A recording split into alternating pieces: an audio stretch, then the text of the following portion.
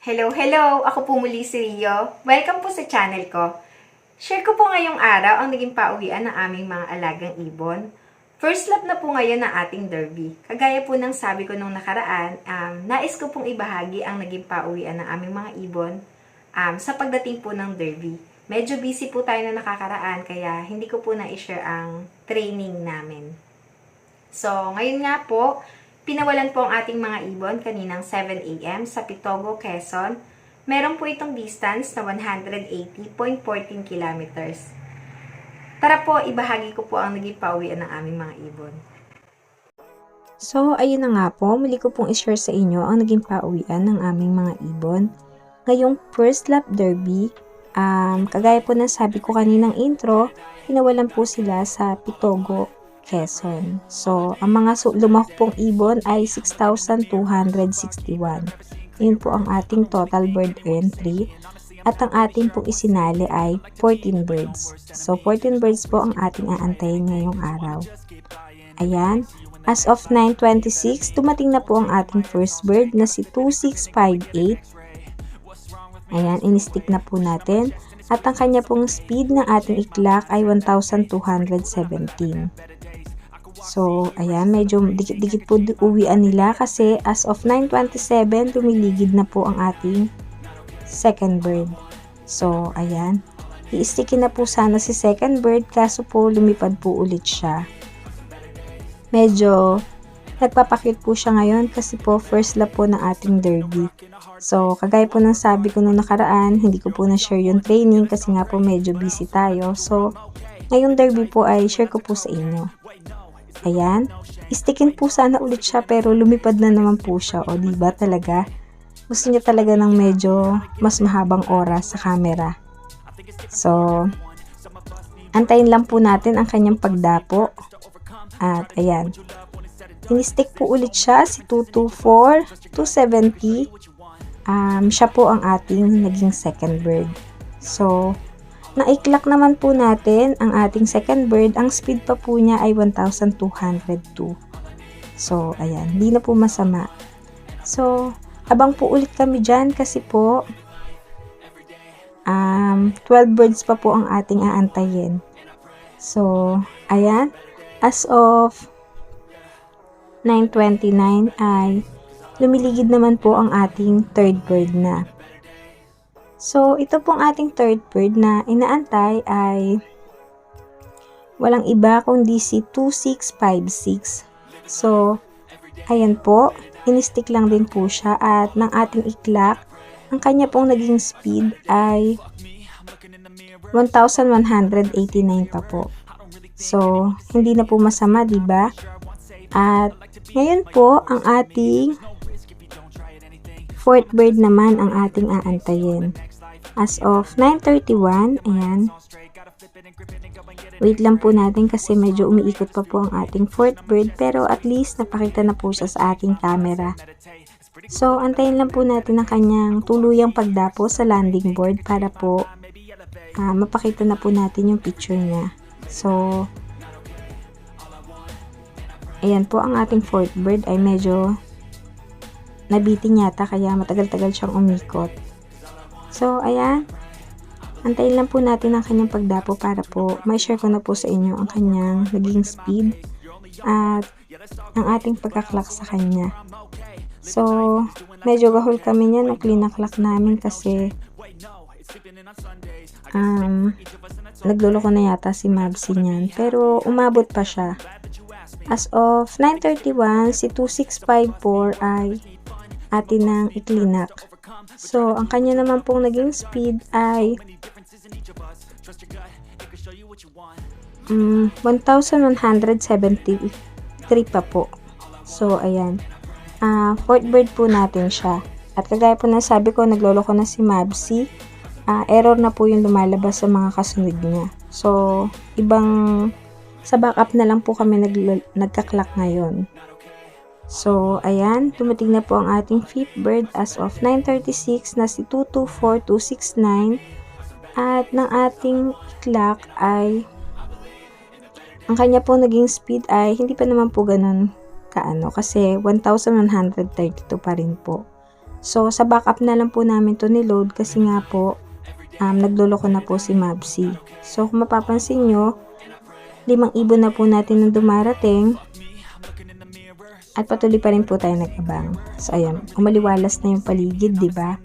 Ganda na. Kuha sa camera. So, as of 9:45, ayan, umiikot na ang ating pang 6 bird. So, itong 6 bird natin, ayan, medyo magulo siya kasi dahil nga backup na lang, medyo nalito kami nung nag-e-edit. So, pagdapo naman niya, siya si 223714.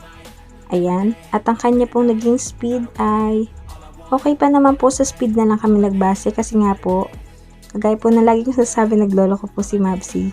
So, 11/14 na pero hindi naman po siya pang 11. Siya po ang ating pang 6 bird. So, ayan. Antayin pa po natin kasi ang ating 7th bird na po ang ating inaantay. Ayan, kung mapapansin nyo po ay para siyang butterfly. Yung po pala ay bali po ang kanyang paa. Si 224250 po ay pilay. So, hindi lang pala pilay kasi po bali talaga yung paa niya. Pero ang speed pa po niya ay 1053. So, ang ginawa po namin sa kanya syempre ay ginamot po namin ang kanyang baling paa. So, ayan. Kung mapapansin nyo, kailangan namin siyang lagyan ng cast para tumuwid ulit o mag-connect ulit yung kanyang mga buto. So, sa tao talaga takot ako sa dugo, pero dito naman medyo carry ko pa. So, kita nyo naman nag-a-assist ako kay Doc. So, ayan po, si 224250 ay atin ang ginamot kasi nga po, bali po ang kanyang paa. So, iwan ko muna tong camera at pakita ko po sa inyo pagkayari po namin siyang gamutin. Ayun na po. Naayos na po namin ang kanyang nabaling paa, pero po si 224250 po is now signing off. Hindi na po namin siya isasakay sa susunod na lap. So, sa susunod na race na lang po namin siya isasali kung sakali. So, pang 8 bird na po ang ating inaantay ngayon. Ayan. Konting ligid lang naman ay pumapasok naman po agad ang ating mga ibon. Medyo umiikot lang po sila ng konting-konti lang. At nakita niyo naman po sa camera, napapapansin. So, 9:51, dumating na po si 224252. At nang atin po siyang iklak, ang kanya pa pong speed ay ano ba naging speed niya? 1036 pa. So, yun po. Ang ating 8 bird ay 1036 pa po ang naging speed. So, antayin pa po natin kasi ang dami pa nating inaantay na ibon. 6 na ibon pa po sila. So, 9:54, dumating na po ang ating pang 9th bird na si 230852. So, ayan po. At ang kanya naman po naging speed ay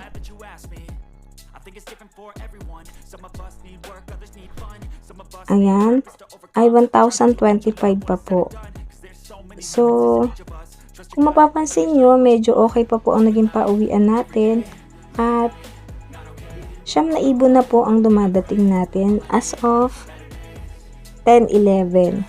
So, 10:11 na, ayan, dumating na rin ang ating pang 10th bird na si 223708. So, ito naman po ating pang 10th bird. Ang kanya pa pong naging speed ay 928. So, ayan, unti-unti na tayong kinakabahan kasi malapit na tayong mag-cut off, pero 10 ibon pa lang ang dumarating sa atin. Pero, ayan, sana mag-uwian pa silang lahat. So, ayan, as of 10:12, dumapo na po sa ating landing board ang ating pang 11th bird na si 2662. So, siya po ang ating pang 11th bird.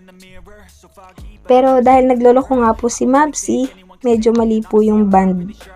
Ayan o, 9/14 po siya, pero pang 11 bird po natin siya. At 929 po ang kanyang naging speed.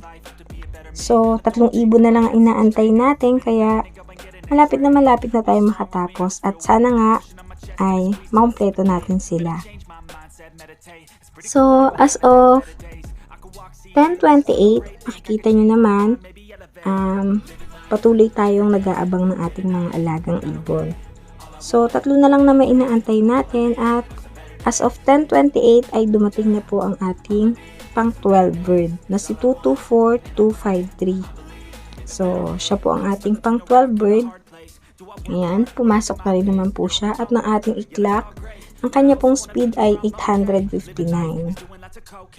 So, as of 10:46, ayan, patuloy lang po tayo sa ating naging pag-aabang. Medyo matindi na ang sikat ng araw pero dumating na po ang ating pang 13th bird na si 224221. So, ang kanya pong speed ay 791 pa po.